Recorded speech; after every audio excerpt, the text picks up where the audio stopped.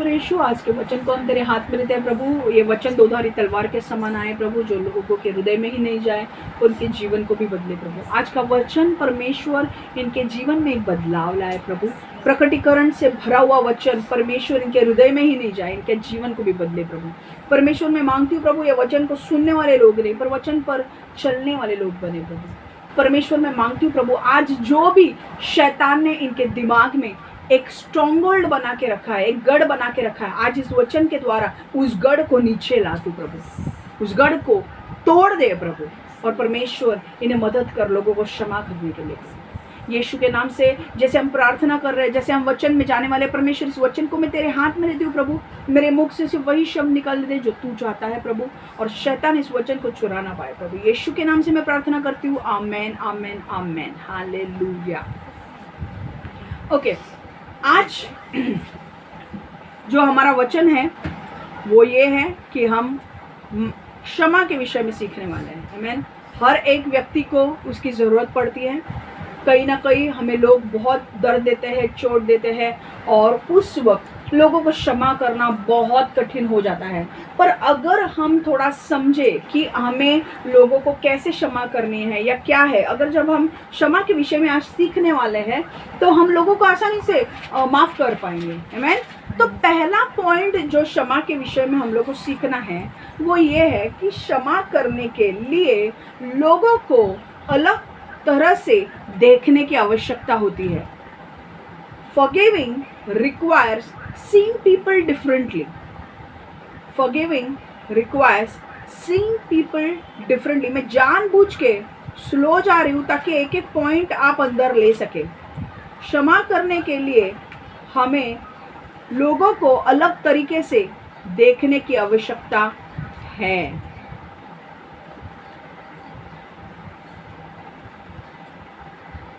अगर हमें लोगों को क्षमा करना है तो हमें लोगों को अलग नजरिया से देखना है। आप बोलोगे कैसा नजरिया? एक ऐसा नजरिया हमें रखना है जिससे हमें पहचानना है कि लोग नहीं जानते हैं कि वो क्या कर रहे हैं। लोगों को अगर आप स्वाभाविक रूप से, अगर कोई लोग आपको चोट पहुंचाते हैं तो स्वाभाविक रूप से आपको उनके ऊपर गुस्सा आएगा, आप उनको क्षमा नहीं कर पाओगे। इसीलिए जब आप स्वाभाविक नजरिए को इस्तेमाल करते हो कि अरे इसने मुझे चोट पहुंचाई है, मैं इसे क्षमा नहीं कर सकता, पर तब कठिन हो जाता है क्षमा करने के लिए। इसीलिए हमें एक नया नजरिया अपनाना है। और वो नया नजरिया क्या है? नया नजरिया ये है कि हमें पहचानना है कि जिन लोगों ने हमें चोट पहुंचाई है वो नहीं जानते कि वो क्या कर रहे हैं। हालेलुया। क्या आपको बड़े व्यक्ति की तुलना में छोटे व्यक्ति से, मतलब या बच्चों को क्षमा करना आसान लगता है? कितने लोग ऐसे, बताओ मुझे, हाथ ऊपर करो। कितने लोग ऐसे हैं कि आपको बड़े व्यक्ति को माफ करने में कठिन लगता है, हाँ, पर छोटे बच्चे ने अगर वही कुछ गलती की तो उनको क्षमा करना आसान लगता है? हाथ ऊपर करो, सीरियसली बोलो, हाँ, होता है कि नहीं? क्यों ऐसा होता है मैं आपको बताती हूँ। छोटे व्यक्ति को हम कैसे देखते हैं? छोटे व्यक्ति को जब हम देखते हैं तो हम देखते हैं कि भाई वो बच्चा है, वो समझदार नहीं है, उसे अक्ल नहीं है, उसको वो क्या जानता है, इसके लिए हम उसे तुरंत क्षमा कर देते हैं। पर बड़े व्यक्ति को माफ करने की बात आई तो हम नहीं कर पाते हैं। राइट है? क्योंकि हम सोचते हैं कि वो समझदार है, उसे अक्ल है। राइट है? पर अगर मैं आपको बोलूं कि क्या हम अपने नजरिया को बदले तो, यानी अगर पर वही नजरिया हम बड़े व्यक्ति के लिए भी अपनाए तो, आप बोलोगे इसका मतलब जब एक बड़ा व्यक्ति आपके साथ गलत व्यवहार करता है, आपको टॉर्चर करता है, आपके साथ गलत बर्ताव करता है, गाली देता है, दुख पहुंचाता है, चोट पहुंचाता है, तो हमें उस वक्त ये स्वीकार करना है, उसकी बिना आयु देख के, उसका एज नहीं देखना है, हमें उसे स्वीकार करना है कि भाई ये नहीं जानता है कि ये क्या कर रहा है। मैं वापस उन चीज़ों को रिपीट कर रही हूँ ताकि आपके दिमाग में ये चीज़ जा सके। वही नज़रिया क्या हम बड़े व्यक्ति के साथ रख सकते हैं? क्यों नहीं? मतलब जब एक बड़ा व्यक्ति, एक व्यक्ति जो बड़ा है, जिसे अक्ल है, समझ है, अगर वो हमें चोट पहुंचाता है, दुख देता है, तो क्या हम उसकी बिना आयु देखकर, कितना एज है, चाहे वो 50 साल का हो, 40 साल का हो, 30 साल का हो, बिना आयु देख के हमें ये स्वीकार करना है कि ये नहीं जानता कि ये क्या कर रहा है? पर आप बोलोगे क्षमा ये तो सही बात नहीं है, ये तू क्या बोल रही है? ये 50 साल का व्यक्ति है, 60 साल का व्यक्ति है, अगर ये मुझे चोट पहुंचा रहा है, मुझे दुख दे रहा है, या 30 साल का व्यक्ति है, ये कोई बच्चा नहीं है ना, ये समझदार है, इसको तो अक्ल है, तो तू कैसे बोल रही है कि इसकी बिना आयु देख के ऐसे समझो, ऐसे स्वीकार करो कि भाई ये नहीं जानता ये क्या कर रहा है? ऊपर से बात आपकी सही है कि भाई सच में यार ये बड़ा है, इसको तो अक्ल होनी चाहिए। ऊपर से ये बात बहुत सरल है और बहुत सही है, पर अगर ये व्यक्ति सही क्या है जानता, तो क्या वो आपके साथ कभी गलत करता? नहीं। उसका मतलब क्या है कि वो सच में नहीं जानता कि वो क्या कर रहा है। हालेलुया। एक बड़ा व्यक्ति आपके उम्र का या 30 साल का या 25 साल का जो उम्र का जो बच्चा नहीं है, जो एडल्ट हो चुका है, अगर वो आपके साथ गलत बर्ताव करता है, आपके बच्चे गलत व्यवहार करते हैं, आपके सास ससुर गलत व्यवहार करते हैं, आपके दोस्त आपके साथ गलत व्यवहार करते हैं, आपके हस्बैंड आपके साथ गलत व्यवहार करते हैं, आपकी वाइफ गलत व्यवहार करते हैं, तो यहाँ पर हम अगर उनकी आयु ना देखें और हम उन्हें ऐसे ही स्वीकार करें कि वो नहीं जानते कि वो क्या कर रहे हैं, तब हमें उनको क्षमा करने में आसानी होगी। आपको नजरिया ये देखना है कि अगर एक बड़ा व्यक्ति भी मुझे तंग करता है या बड़ा व्यक्ति भी एक चोट पहुंचाता है, तो बिना उसकी आयु मुझे नहीं देखनी है कि वो छोटा है या बड़ा है। मुझे सिर्फ ये देखना है कि अगर मुझे कोई चोट पहुंचा रहा है तो उसे समझ नहीं है कि वो क्या कर रहा है। जब आपको ये नजरिया जब आप अपनाओगे ना, और बड़ा और छोटे को नहीं देखोगे और ये नजरिया को अपनाओगे कि भाई ये नहीं जानता कि ये क्या कर रहा है, तब आपको लोगों को क्षमा करने में आसानी होगी। क्योंकि अगर सच में वो लोग जानते तो वो लोग आपको दुख क्यों पहुंचाते?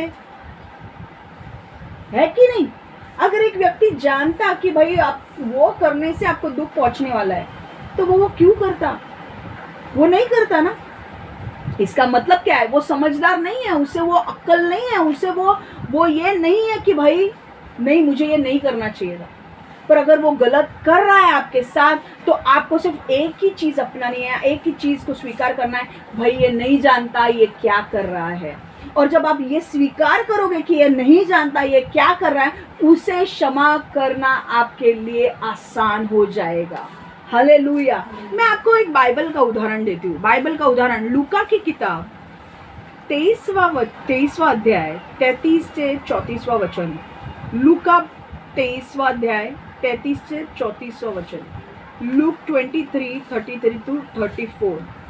And when they had come to the place called Calvary, there they crucified him and the criminals, one on the right hand and other on the left.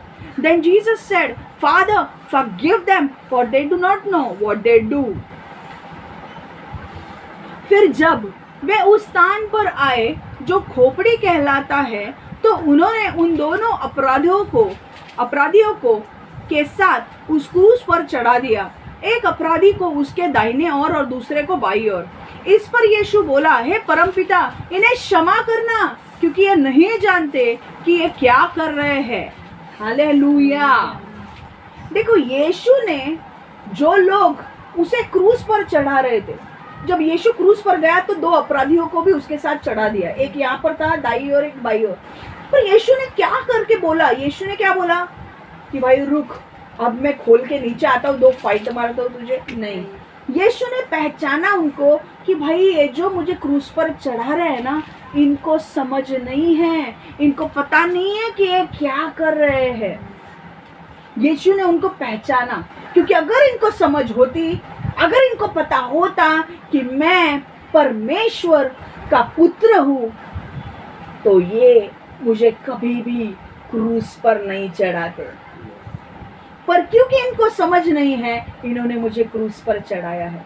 क्योंकि अगर उन्हें पता होता कि ये परमेश्वर का पुत्र यीशु है, तो ये कभी नहीं मुझे चढ़ाते। इसलिए यीशु ने क्या कहा? यीशु ने बोला, परमेश्वर ये लोग मुझे क्रूस पर चढ़ा रहे हैं, पर तू उनसे बदला ले। ये नहीं कहा, उसने कहा परमेश्वर इन्हें माफ कर, ये नहीं जानते ये क्या कर रहे हैं। हालेलुया। हमें भी यही नजरिया अपनाना है जो यीशु ने अपनाया। यीशु ने क्या बोला? यीशु ने उनकी उम्र को नहीं, हमें उम्र को नहीं देखना है कि भाई कौन हमें चोट पहुंचाए। हम जब उम्र में डिफरेंशिएट करने लगते हैं ना, ये छोटा है, ये बड़ा है, ये छोटा, तो हमको तकलीफ होती है माफ करने के लिए, क्योंकि हम जब बड़े लोगों को देखते हैं तो हमको लगता है ये समझदार है और ये गलती नहीं कर सकते। पर जब हम उम्र को छोड़ते ही नहीं है, जिसने भी हमको दुख पहुंचाया, हम ऐसा देखना शुरू करते हैं कि ये नहीं जानते ये क्या कर रहे हैं, हमारे लिए उनको क्षमा करना आसान होगा। क्योंकि एक समझदार व्यक्ति आपके साथ कभी भी ऐसा बर्ताव नहीं करेगा, आपको चोट नहीं पहुंचाएगा। अगर वो कर रहा है, जानबूझ के कर रहा है या जो भी कर रहा है, ये नहीं जानता कि वो क्या कर रहा है, तो आपको आसानी होगी क्षमा करने के लिए। हमें यीशु के फुटस्टेप्स को फॉलो करना है, हमें यीशु के परचिन को फॉलो करना है। यीशु ने क्या किया? यीशु ने उन लोगों से बदला नहीं लिया, यीशु ने उनको माफ कर दिया। यीशु ने परमेश्वर के हाथ में उनको छोड़ दिया। परमेश्वर को बोला, परमेश्वर इन्हें क्षमा कर, ये नहीं जानते ये क्या कर रहे हैं। तो आज अगर आपके साथ लोग आपकी निंदा करते हैं, बुराई करते हैं, आपके पीठ पीछे बोलते हैं, तो आकर मेरे पास मत आओ, क्षमा ये लोग ऐसे करते हैं, क्षमा वो लोग वैसे करते हैं। नहीं, आज आपको बुद्धि से परमेश्वर भर रहा है, आपको क्या करना है? क्षमा करना। और उनकी आयु देखनी है? नहीं। तो कैसा नजरिया रखना है आपको कि ये सब कुछ जानते हैं, कि वो लोग नहीं जानते कि वो क्या कर रहे हैं।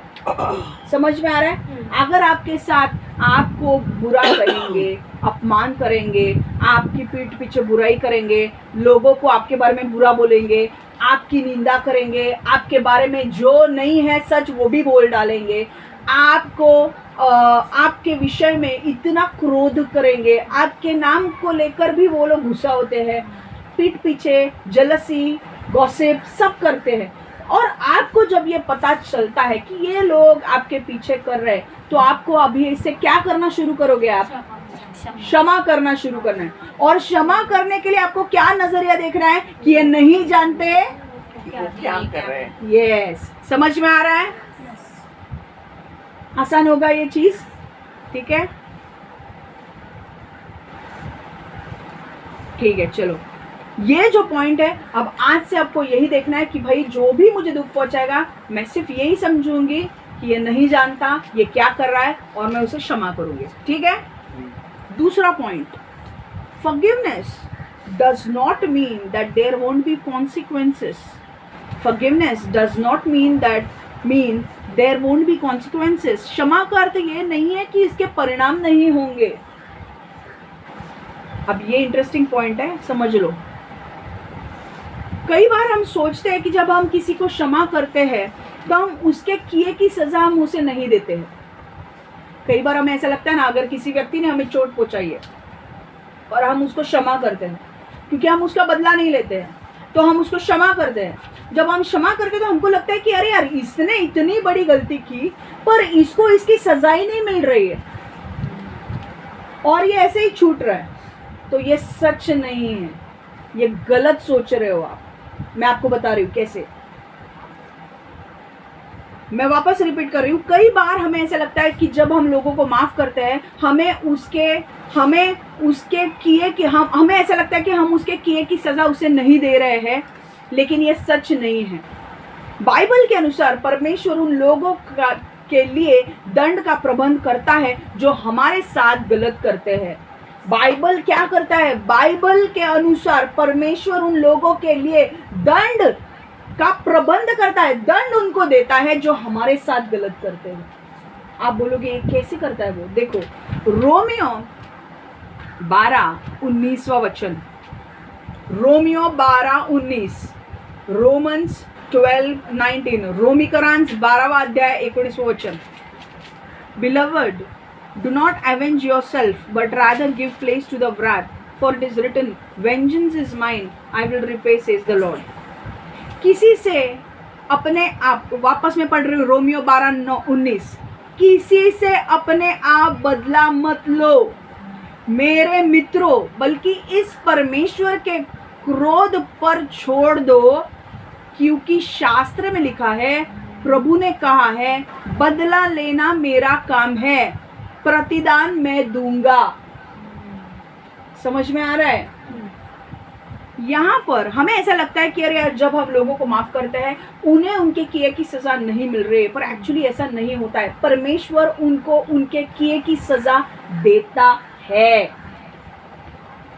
उनको उनके जीवन में कुछ परिणाम भुगतने पड़ते हैं। समझ में आ रहा है? आपको ऐसा लग रहा है कि अरे यार, परमेश्वर ने हमको कहा है कि बदला मत लो। देखो, किसी ने आपको चोट पहुंचाई तो आपको उनके साथ बदला नहीं लेना है। समझ में आ रहा है? आपको बदला उनके साथ नहीं लेना है। बदला लेने का काम कौन है करेगा? परमेश्वर करेगा। पर जो हमको लगता है ना कि अरे यार, इसने मेरे साथ इतना गलत व्यवहार किया। मान लो अगर एक व्यक्ति है, उसने मेरे पीठ पीछे जाके बहुत कुछ गलत कह दिया है और जो लोगों को भटकाया है मेरे बारे में बोल के, अब वो जो व्यक्ति है जो मेरे साथ दोस्ती भी करना चाहता है, उसके बहकावे में आके वो मेरे साथ दोस्ती भी नहीं करेगा। अब मुझे कहीं से पता चलता है कि ये व्यक्ति ने मेरे पीठ पीछे बहुत कुछ गलत कहा है। अब मैं क्या करूँगी? अब मैं जाके उसको सीधा करूँ? नहीं, मैं क्या करूंगी? मैं देखूंगी यह व्यक्ति नहीं जानता ये क्या कर रहा है, मैं उसको माफ करूंगी। पर मेरा जो बदला है, मैं उससे बदला नहीं लूंगी, मैं परमेश्वर के हाथ में छोड़ दूंगी। पर परमेश्वर उस व्यक्ति से बदला लेता है। कैसे? अब मैं आपको बता दूं। परमेश्वर ने हमें माफ किया, पर हमें परिणाम भुगतने पड़ते हैं। देखो, जब आदम और हवा ने देखो, अब स्टार्टिंग से मैं एक बात बताती हूँ। जब आदम और हवा यर्दन के वाटिका में थे तो परमेश्वर ने उनको कहा था कि तुम कोई भी पेड़ से फल खा सकते हो, पर एक पेड़ से फल नहीं खाना है, जो अच्छे और बुरे का ज्ञान देने वाले वृक्ष से। अगर तुम खाओगे तुम मर जाओगे। पर आदम और हवा ने परमेश्वर की बात नहीं मानी और परमेश्वर की आज्ञा को तोड़ दिया। उन्होंने वो फल देखा, उनको वो फल इतना अच्छा लगा, उन्होंने तोड़ के वो फल खा लिया और तब पाप पृथ्वी पर शुरू हो गया। अगर आदम और हवा वो फल नहीं खाते तो वो जन्म भर पृथ्वी पर रहते। मैं क्या बोल रही हूँ? अगर आदम और हवा वो फल नहीं खाते तो उनके पास उनको मृत्यु आती ही नहीं। क्यों? क्योंकि परमेश्वर ने कहा है अगर तुम फल खाओगे तो तुम मर जाओगे।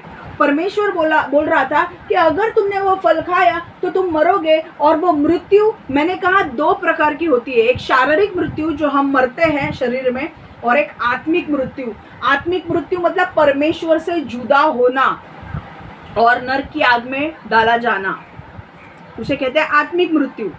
देखो, अब हुआ क्या है, जब आदम और हवा ने पाप किया, आदम और हवा ने परमेश्वर का उल्लंघन किया, तो पाप की शुरुआत हो गई। इसके पहले पाप था ही नहीं पृथ्वी पर।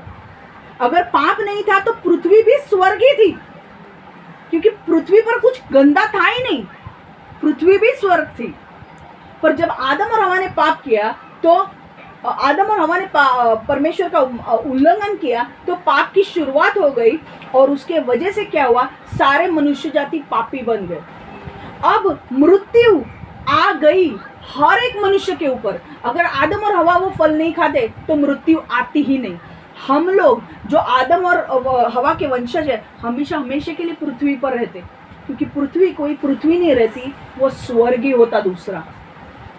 पर अब देखो, परमेश्वर पिता ने जब ये देखा कि सारी मनुष्य जाति आदम और हवा के पाप के वजह से सारी मनुष्य जाति पापी हो गई है, क्योंकि आदम और हवा ने जब पाप किया, जब पाप का आज्ञा का उल्लंघन किया, तो पाप आया और वो उनका स्वभाव क्या हो गया? पापी बन गया। उनके स्वभाव में पाप आ गया। स्वभाव मतलब पता है आपको क्या होता है? स्वभाव मतलब सपोजिंग मान लो अगर मैं जा रही हूँ, हाँ, यहाँ से उधर जा रहा है मुझे ममता के यहाँ पे, और मेरे हाथ में पेन है और मेरा पेन गिर जाता है, तो आप में से बहुत सारे लोग हैं जो पेन उठाने के लिए जाएंगे, राइट? वो क्या है? वो आपका स्वभाव है। और वो स्वभाव क्या है? अच्छे काम करने का स्वभाव है, मुझे पेन उठा के देना है। पर आपके स्वभाव में पाप आ गया, मतलब आपका स्वाभाविक जो नेचर है, जो स्वभाव है, वही पापी बन गया। मतलब अभी मुझे जो भी करना है मैं पाप करने वाली हूं। वो आदम और हवा में आ गया, और आदम और हवा के हम बच्चे हैं, इसलिए हम सब पापी हो गए। और परमेश्वर ने क्या कहा रोमियो 6:23 में कि अगर एक मनुष्य पाप करता है तो पाप का दंड मृत्यु है। मृत्यु मैंने कहा 2 प्रकार की, जो परमेश्वर ने जो यर्दन के वाटिका में आदम और हवा से कहा कि तुम मरोगे, यही वचन रोमियो 6:23 में परमेश्वर कहता है कि पाप किया तो दंड क्या है? मृत्यु। अगर सिग्नल तोड़ा तो चालान भरना पड़ेगा, है कि नहीं? पाप किया तो दंड भुगतना पड़ेगा। पर दंड खतरनाक है ना, अभी दंड मृत्यु डायरेक्टली है, दंड मृत्यु है, मतलब तुम शारीरिक मृत्यु मरोगे। पर सबसे खतरनाक दूसरी वाली मृत्यु ज्यादा डेंजरस है। शारीरिक तो मरोगे ही, पर दूसरी वाली मृत्यु ज्यादा डेंजर है, क्योंकि मृत्यु के आप एक बार शारीरिक रूप में मर जाने के बाद आपका आत्मा जब बाहर आएगा, अगर आपके पाप क्षमा नहीं हुए हैं तो वो आत्मा हमेशा के लिए जुदा होकर, परमेश्वर से जुदा होकर नरक की आग में डाला जाएगा। तो कौन सा डेंजर है? मृत्यु, आत्मिक मृत्यु डेंजर है ना, है कि नहीं? अब जब पिता ने देखा कि अरे आदम और हवा ने पाप किया है, अब उसकी सारी जो संतति है, जो उसके बच्चे होने वाले हैं, पीढ़ी पीढ़ी पीढ़ी जहाँ से हम आए हैं, हर एक व्यक्ति पापी होने वाला है। तो हर एक व्यक्ति अगर पापी होने वाला है तो हर एक व्यक्ति मरने के बाद शारीरिक मृत्यु आएगी उसको, तो मरने के बाद कहाँ जाएगा? नरक में। पिता ने बोला भाई ये तो कॉम्प्लिकेटेड है, मैंने अपने बच्चों को मेरे लिए बनाया है ताकि वो मेरे साथ रह सके, अगर वो नरक में जाने वाले तो मुझे नहीं अच्छा लगेगा। तो पिता ने क्या किया? पिता ने, पता है पिता ने क्या किया? पिता ने परमेश्वर यीशु को, उसके एकलौते पुत्र को भेजा ताकि वो हमारे पापों के लिए बलिदान जा सके, हमारे पापों का दंड उस क्रूस पर ले सके और हमारे लिए स्वर्ग का रास्ता खोल सके। इसलिए यीशु आया, यीशु सारे मनुष्य जाति के पापों का दंड सहने के लिए क्रूस पर मारा गया, गाड़ा गया और तीसरे दिन जी उठा। और उसने क्या कहा? मैंने लोगों के लिए स्वर्ग जाने का रास्ता बना दिया है, अब सिर्फ जो लोग मुझ पर विश्वास करेंगे उनके ही पाप क्षमा होंगे और उनके लिए स्वर्ग का दरवाजा खुल जाएगा। हालेलुया। पर अब प्रॉब्लम ऐसा है ना, हमको क्या लगता है कि यीशु, देखो परिणाम क्या हुए जो आज भी है, जो हम भुगत रहे हैं। देखो परमेश्वर ने सबसे जो डेंजरस मौत थी, मृत्यु, कि हम हमेशा परमेश्वर से दूर चले जाएंगे, उसके लिए एक जरिया बना दिया कि यीशु को बोला भाई तू आ क्रूस पर जा, लोगों के लिए तू बलिदान दे दे, पापों का दंड उठा ले, ताकि जो भी कोई विश्वास करेगा वो स्वर्ग में जाएगा। पर शारीरिक मृत्यु तो अभी भी है ना, शारीरिक मृत्यु अभी भी है। मतलब जो आदम और हवा ने जो पाप किया उसका दंड हम अभी भी भुगत रहे हैं ना, उसके परिणाम अभी भी हो रहे हैं। भले ही परमेश्वर ने आपको माफ किया है, आपने आपके पापों को, जो लोग आज यीशु में आए हैं परमेश्वर ने उनको क्षमा किया है उनके पापों को, पर आज भी शारीरिक मृत्यु तो है ही ना, परिणाम है कि नहीं? तो आपको ये सोचना गलत है कि भाई एक बार हमने किसी व्यक्ति को माफ कर दिया ना तो मतलब उसको कोई सजा नहीं मिलती है। सजा मिलती है, सजा इन द सेंस उसको परिणाम भुगतने पड़ते हैं। मैं और एक एग्जांपल आपको देने वाली हूँ जिससे क्लियर होगा।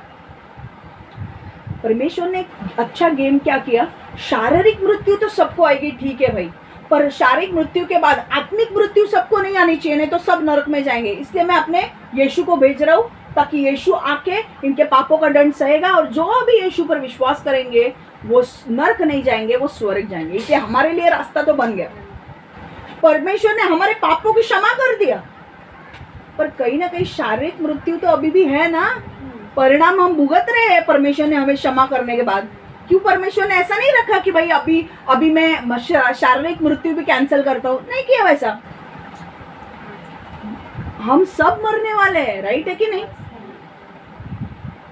अब कई बार परमेश्वर ने जो हम पर अभी हुआ क्या है पता है, हम लोग ना, हमारे लिए यीशु ने इतना आसान कर दिया है कि वो जो परिणाम हमारे ऊपर आने वाले थे ना, पाप का दंड हम सहने वाले थे, वो यीशु ने सह लिया है। पर अभी ना क्योंकि यीशु ने सह लिया है ना, हमको उसका बड़ा महत्व मिलता नहीं है, हमको उसके परिणाम दिखते नहीं है। क्यों? क्योंकि पाप हमने किया, परमेश्वर ने यीशु को भेजा, यीशु ने दे दिया, हमको सिर्फ यीशु पर विश्वास करना है, तो हम दंड भुगतते ही नहीं रहे। तो इसलिए हमको क्या हल्के से ले लेते हैं हम, क्या है, कुछ नहीं है, यीशु ने कर लिया है। समझ में आ रहा है आपको? क्योंकि यीशु को हम उसके परिणाम क्या था, परिणाम था भाई मृत्यु का दंड। किसी को तो पेलना है, किसी को तो झेलना है, और झेलेगा कौन? यीशु। तो यीशु ने सब कुछ झेल लिया, परिणाम हुए उसके। देखो, परमेश्वर ने प्रेमी परमेश्वर है, परमेश्वर प्रेमी है, परमेश्वर हम सबसे प्रेम करता है, पर वो न्यायी परमेश्वर भी है। उसने बोला कि भाई, उसने जब देखा आदम और हवा ने पाप किया, अब पता था कि सब लोग पापी बन गए हैं, सब लोग नरक जाएंगे, तो प्रेम के खातिर उसने अपने एक लौते पुत्र को भेज दिया। पर उसने ऐसा नहीं किया कि मैं दंड नहीं चुकाऊंगा, दंड तुमको देना पड़ेगा। पर दंड भी किसने दिया? उसके बेटे ने ही दंड है ना। इसलिए हमको कुछ फर्क नहीं पड़ता है। हमको क्या लगता है, हमने पाप भी किए, तो उनको रियलाइज नहीं होता है कि परमेश्वर ने कितनी बड़ी कीमत चुकाई है हमारे लिए। मुझे बोलना क्या है समझो, परमेश्वर प्रेमी परमेश्वर है, पर वो न्याय भी है। उसने प्रेम दिखाया यीशु को भेजकर, पर वो न्यायी भी है। यीशु को ऐसा नहीं किया कि भाई तू नहीं जाएगा क्रूस पर, नहीं, किसी को तो खून बहाना पड़ेगा ही, किसी को तो क्रूस पर जाके दंड लेना पड़ेगा ही। समझ में? तो परमेश्वर न्यायी भी है, तो परिणाम वो हुआ कि दंड किसी को सहना पड़ा, और वो है यीशु। और हम ये अच्छी तरह से अप्रिशिएट नहीं कर पाते हैं, क्योंकि हम नहीं गए ना। हमको तो सिर्फ एक उद्धार की प्रार्थना करके हमको यीशु मिल जाता है, इसलिए हमको कुछ फर्क नहीं पड़ता है।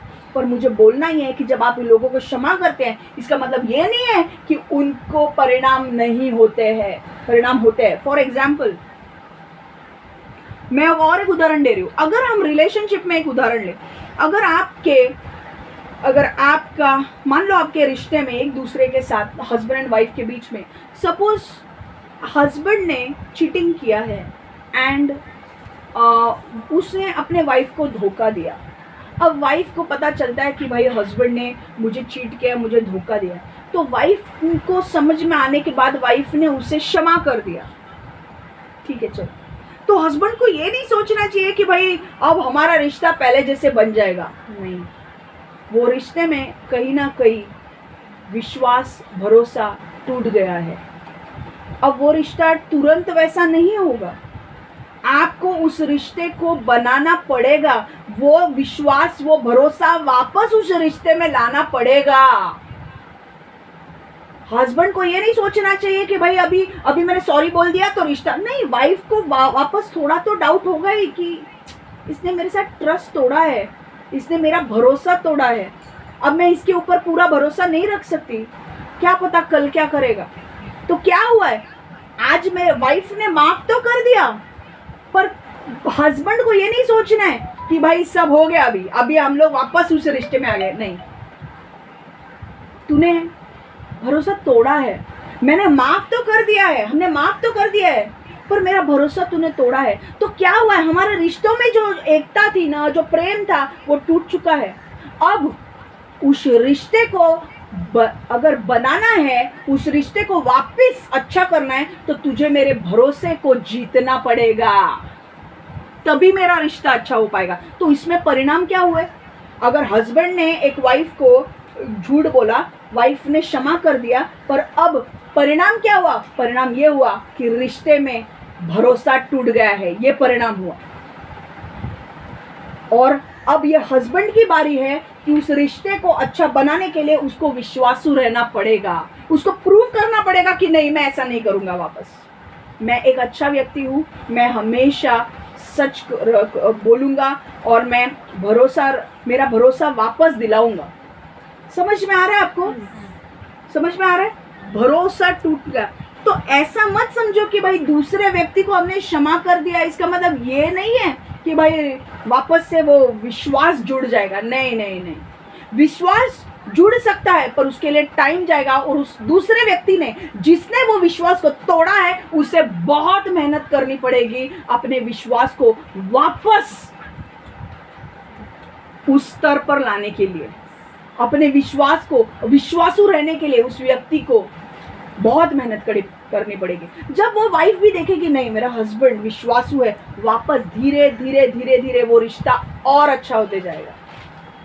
ऐसा नहीं है कि सब कुछ खत्म हो गया, नहीं, कोई बात नहीं है, उसने माफ कर दिया, खत्म नहीं हुआ है, पर अब हस्बैंड की बारी है, या वाइफ है तो वाइफ की बारी है। अब उनको सुधरना है, वो विश्वास उनको वापस दिलाना है कि नहीं, मैंने गलती की, मैं वापस ये नहीं करूँगी या नहीं करूँगा, तो ये रिश्तों में वापस मिठास आएगी।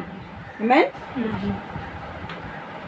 तो आप ऐसा कभी मत सोचो कि भाई मैंने अगर कोई गलती की, आपने किसी को दुख पहुंचाया है या किसी और आपको किसी ने क्षमा कर दिया है तो परिणाम नहीं होंगे, परिणाम होंगे। रिश्ते आपके थोड़े खराब हो सकते हैं, पर हमें क्षमा करना है। ओके, उसको पकड़ के नहीं रखना, हमें क्षमा करना है, ठीक है। और वो व्यक्ति, जो दूसरा व्यक्ति है, अगर वो सच में आपसे प्रेम करता है ना, तो मैं आपको बोलूँ वो बदलेगा, वो बदलेगा।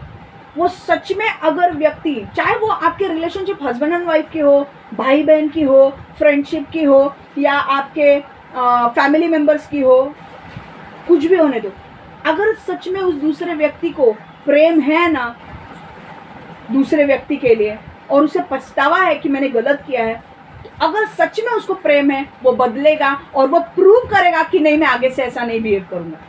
समझ में आ रहा है? और वो रिश्ते वापस जुड़ेंगे। आप बोलो, अगर एक ही व्यक्ति बार बार किसी का ट्रस्ट तोड़ता है, भरोसा तोड़ता है, आप भरोसा करोगे उसके ऊपर? नहीं होगा ना। आप बोलोगे भाई इसके ऊपर क्या भरोसा है, 10 बार तोड़ा है, 20 बार तोड़ा है, इसके ऊपर कौन, मेरे को तो इसके करीब भी नहीं आना है।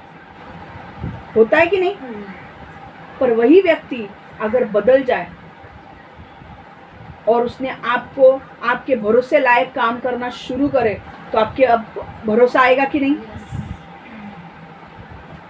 ठीक है, तो पॉइंट समझा आपको? परिणाम भुगतने पड़ते हैं। ओके, तीसरा पॉइंट बहुत ही जबरदस्त पॉइंट है, ये पॉइंट लेके हम खत्म करेंगे। कितने लोगों को मजा आ रहा है? वचन से आपको कुछ सीखने को मिल रहा है? Very good. तीसरा point, forgiving isn't the same as forgetting.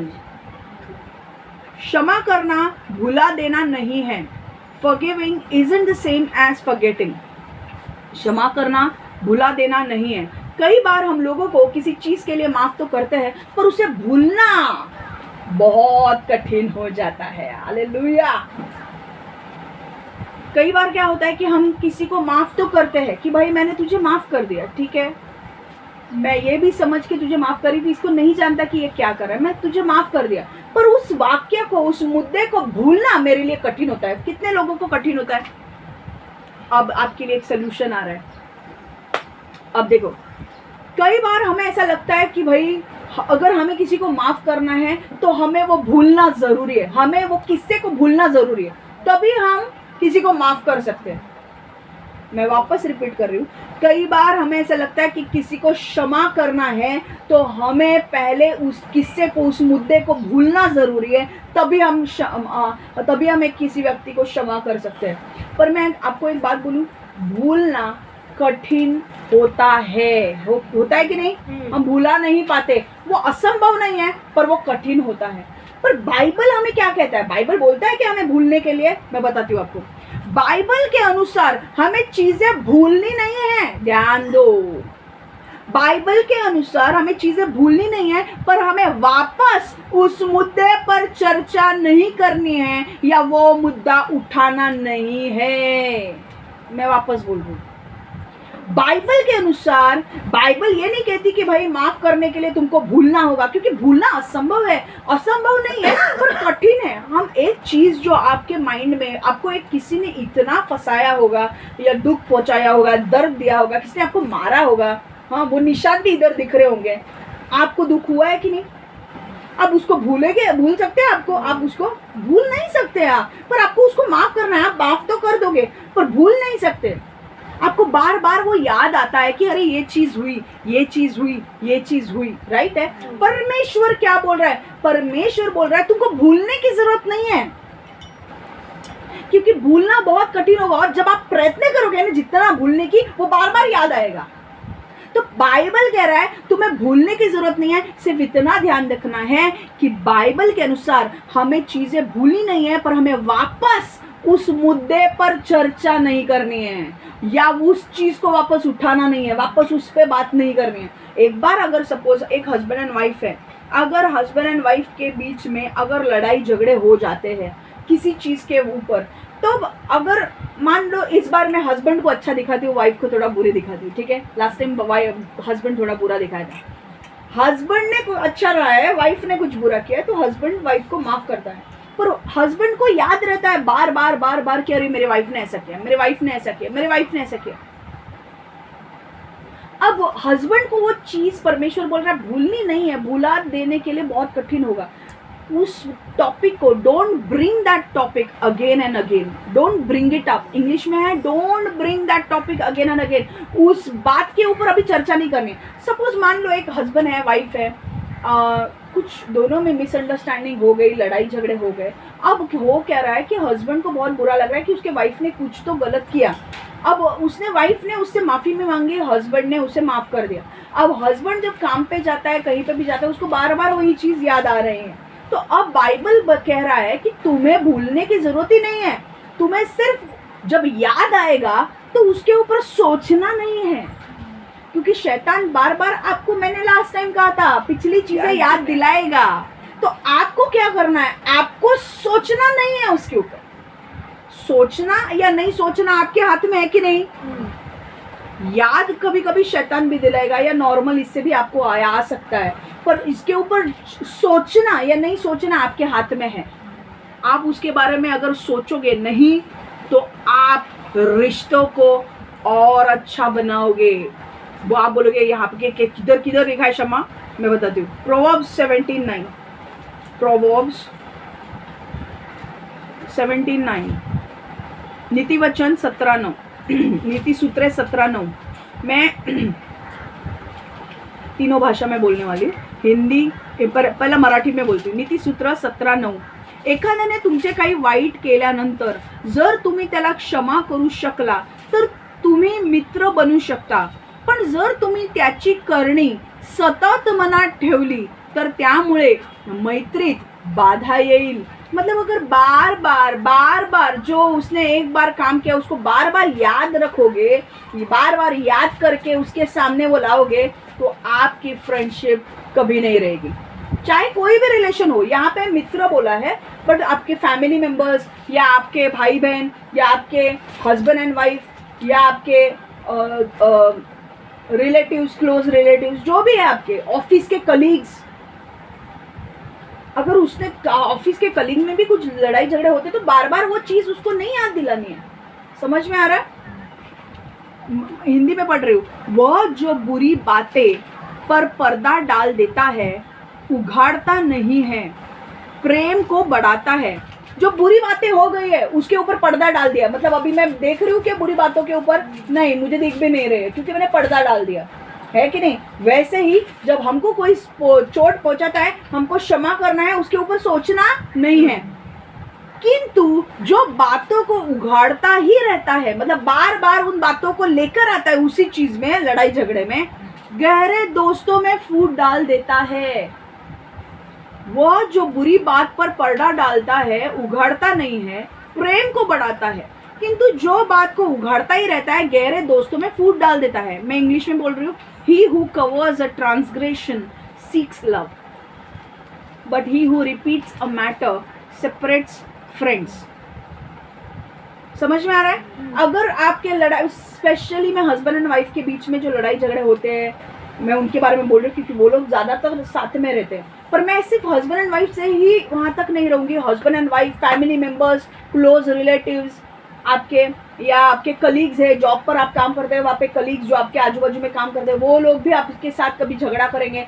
तो बाइबल यहाँ पे क्या कह रहा है? झगड़े आपके कहीं ना कहीं हो सकते हैं, पर उन झगड़ों को एक बार हो गया है, अगर आपने उस व्यक्ति को माफ कर दिया है तो वापस उस मुद्दे को आपको उठाना नहीं है। शैतान बार बार वो आपको हुआ किस्सा आपको याद दिलाएगा, देख ऐसा हुआ था ऐसा हुआ था, पर आपको क्या करना है, उसके ऊपर सोचना नहीं है। इंग्लिश में ना एक ये वचन में थोड़ा ये लिखा है, बट इंग्लिश में एक इसमें बहुत अच्छा लिखा है, वहां पर लिखा है don't dwell on it. Dwell मतलब उसके ऊपर सोचो नहीं। हालेलुया।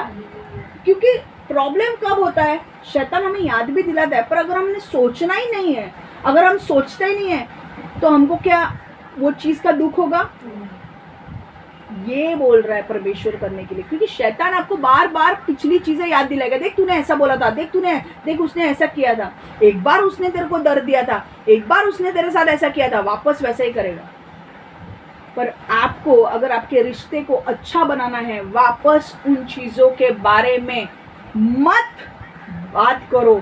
एक बार वो लड़ाई झगड़े में वो बात खत्म हो गई है, वो मुद्दे को उधर ही डाल दो। वो मुद्दे को वापस अगर झगड़ा भी होता है, उस मुद्दे को लेकर नहीं आना है। समझ में आ रहा है क्या करना है? शैतान लाएगा, अरे 2 साल पहले पता है ना ऐसा ऐसा हुआ था, यही व्यक्ति ने ऐसा ऐसा किया था। आप बोलोगे 2 साल पहले की बात मुझे सोचनी भी नहीं है। शैतान निकल जा, मुझे सोचना नहीं है। सोचना और नहीं सोचना परमेश्वर ने आपके हाथ में दिया है, उसका काम है वो चीजों को लेकर आना, पर उसके ऊपर सोचना नहीं सोचना आपके ऊपर है। आप जीत सकते हो, शैतान को आप हरा सकते हो बिना सोचे उन चीजों के ऊपर। आपको पता है, मैं सिंपल उदाहरण देती हूँ। देखो, अगर आपके हाथ में चोट लगी है, फॉर एग्जाम्पल मेरे दिए 2 उंगलियों को, एक ये उंगलियों को चोट लगी है, हाँ, अगर ये उंगली को मुझे चोट लगी है तो मैं इसके ऊपर बैंडेज लगाऊंगी, और मैं क्या करूंगी, इस हाथ से काम नहीं करूंगी, राइट है, क्योंकि मुझे इस हाथ को आराम देना है कि नहीं। पर अगर मुझे कुछ उठाना पड़ता है तो मैं क्या करूंगी, इस हाथ से उठाऊंगी। पर मान लो अगर मैं यही हाथ को लेकर वो चीजें उठाऊंगी, तो जो मुझे चोट लगी है वो और गहरी नहीं होते जाएगी, गहरी होगी कि नहीं, क्योंकि इस जो चोट लगी है उसी को वही मैं उंगली इस्तेमाल कर रही हूँ, तो क्या होगा, वो जो चोट है वो और गहरी होगी और दर्द होगा मुझे। वैसे ही जब आप लोगों का झगड़ा किसी व्यक्ति के साथ हो गया है और आपने उसको क्षमा कर दिया है, वो अब चोट आपके दिल में है, वो लगी हुई चोट है जो आप भुला नहीं पा रहे हो। तो आपको भूलने के लिए क्या करना होगा, उन चीज़ों को आपको उसके सोचना ही नहीं है उन चीज़ों के बारे में। जब आप उसको सोचोगे ही नहीं, आप उसको ऐसे ही छोड़ दोगे, जैसे मैं इस उंगली को ऐसे ही छोड़ दूंगी, मैं इसका इस्तेमाल ही नहीं करूंगी, तो ये घाव भरेगा कि नहीं। अगर मैं मुद्दा वापस बार बार उठाऊंगी नहीं, तो मेरे मन में जो चोट लगी है वो घाव भर जाएगी कि नहीं। क्योंकि अगर मैं उसको याद ही नहीं करूंगी तो अपने आप टाइम के हिसाब से वो भर जाएगी कि नहीं चोट।